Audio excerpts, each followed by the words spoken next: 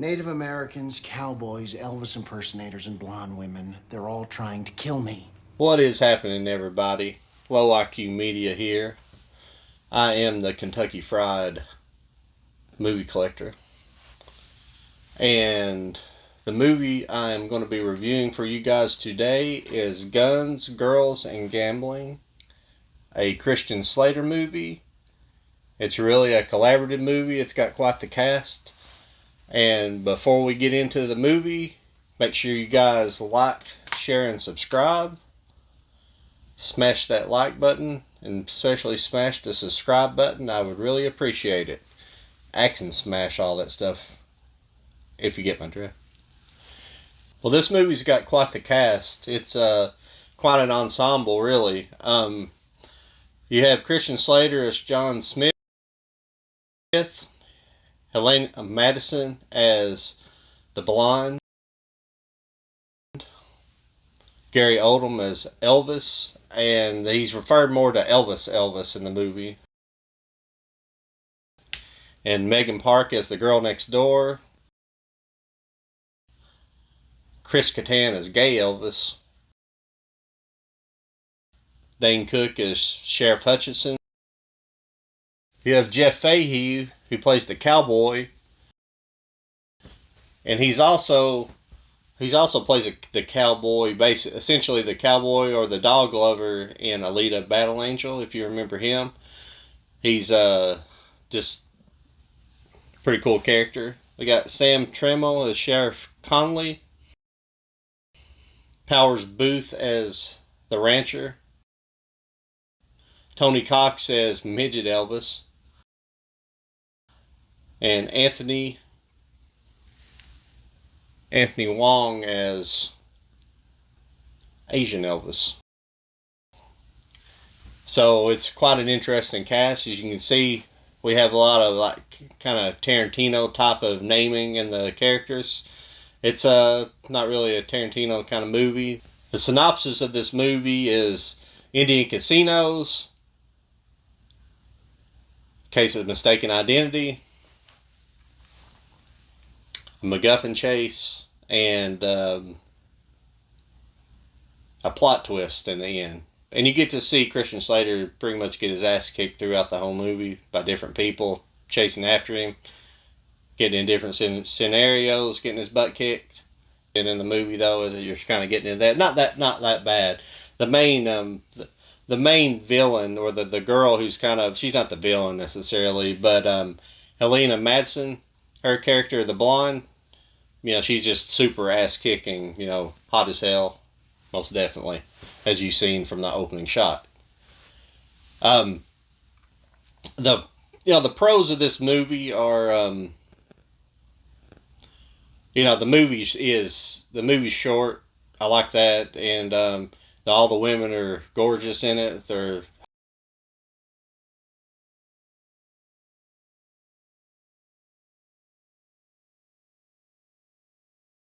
hot as hell. Good photography. It's got pretty good cinematography in it. It's desert scenery and stuff like that. I like that. Growing up out east here, you see a lot of greenage. I like the look of the west out there. And they didn't have to use Dane Cook that much. He's not using really a comedic fashion, so he's actually not that bad in this movie. I kind of enjoyed him in this movie. I didn't mention it's directed by Michael Winnecke. And he didn't really do anything else other than this movie. It's actually a pretty decent little movie. He didn't seem to do a lot of television. He's got a few other movies, but they're nothing that noteworthy. This is a pretty grand scale of movie, especially with the actors involved. You got Gary Oldman here. Gary Oldman's that's one of my cons. Gary Oldman is very, start mentioning the cons of this movie, that he's very underused. He's just used as Elvis, and he's not used in very many scenes. He must have been an expensive hire for the movie, and they didn't use him very much. He's kind of the pivotal character to the story, and he's the one that ends up who's actually has the mask in the end after the after you find out the plot twist and all this stuff that goes on during the movie. And I highly recommend, I recommend this movie. I highly recommend it. It's really fun. It's kind of on the lines of, I don't know, like Hit and Run. Are you guys familiar with that movie? It's a Dax Shepard movie. It's kind of like that type of movie almost. There's a preview for this movie. It's kind of weird. That's why I had it on my mind, but it is kind of a good fit for this. It's kind of offbeat, and it's not like a real high. It's not like a real high end made movie. It's just a fun little movie. I highly recommend it. And another thing that happens in this movie that I didn't like. This is one of the cons. The cons are, the cons of this movie are that basically it can't decide if the movie's PC or non-PC. There's a lot of bickering, a lot of going back and forth, calling people Indian or Native American. It keeps going back and forth, and there's really no, and the little guy, the midget Elvis, Tony Cox, he's always like, tell me, Midget Elvis. Little person, bitch. Ooh, you said he was a little touchy about that. Well, very touchy. Now give me the mask or I'll blow your balls off. She doesn't have balls. You don't have balls. She doesn't have balls. I'm not screwing around. Look, man. he's always telling everybody, we're called little people, not midgets. We're little people. Throughout the movie, it's always that kind of joke, and so it's kind of funny stuff. But it's kind of going back and forth, like it's trying to say, oh well, we're not trying to be bigoted in this movie. We're trying to show both sides of the argument. But they it's kind of fun. But I'm trying to see here. But another con of the movies is that it's kind of mediocrely acted. It feels sometimes like Christian Slater's phoning it in just a bit, and you have a lot of talent here throughout your acting pool, and I don't feel like they're necessarily that acting is, especially with the Powers Booth and some of the bigger name actors in this, and going back to Gary Oldman, I just don't feel like they're used well, very well used in this movie. They're kind of underused, and and the last thing I want to talk about, it had some bad flashback scenes in it, and it wasn't that they're necessarily bad, but they were confusing, because when you first see it, they're trying to set up the mask being originally stole or taken back by the Indians from the white man. Basically, this white family has it, and when you find out at the end that it's Christian Slater's family and he's the little kid and they hide him away and he survives, you're not sure about that, because what's crazy, because the way it's set up, it's almost set up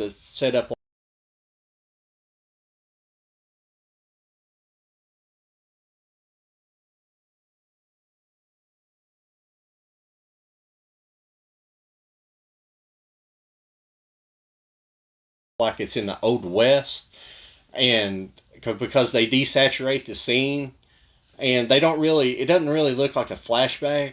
It doesn't look like they're trying to go, I'd have went older and grittier. It just looked like they kind of threw it together on a soundstage real quick, the scene, or maybe out in the desert. Some of it's desert scenery, obviously, but the interior shots are on a soundstage, and it just looks very sterile.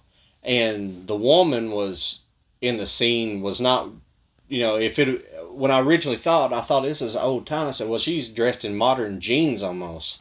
And I mean, they look like modern jeans. They look like jeans that came from the past 10 years, not jeans from the 60s or 70s, whenever the character would have been a child, or maybe in the 50s.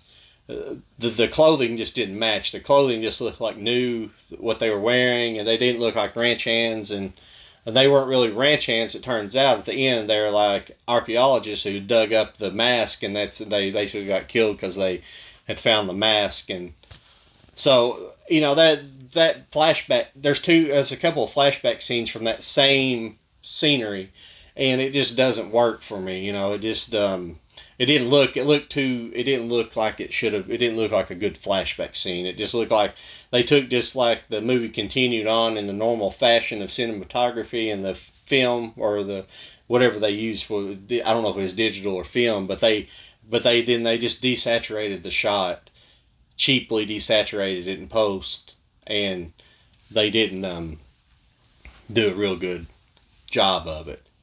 But in the end, it's like I'm saying, I highly recommend this movie. I would, I don't give thumbs up. I don't do that kind of stuff. I just recommend you guys see it. This movie also, it's got the packaging taken off of it. Here's the back of it. It's also a DVD review, I guess. But I've reviewed this in one of my Dollar General hauls. This came from Dollar General, I believe. And it was $3. This is a $3 movie. I highly recommend it for $3. I wouldn't doubt if that movie came through Dollar Tree, if you guys are Dollar Tree hunters out there, and it was definitely worth $1 to $3. If I'd have known, this is the first time seeing this movie. If I'd have known about it before, I'd probably pay $10 for it. But it was a fun little movie. I highly recommend it.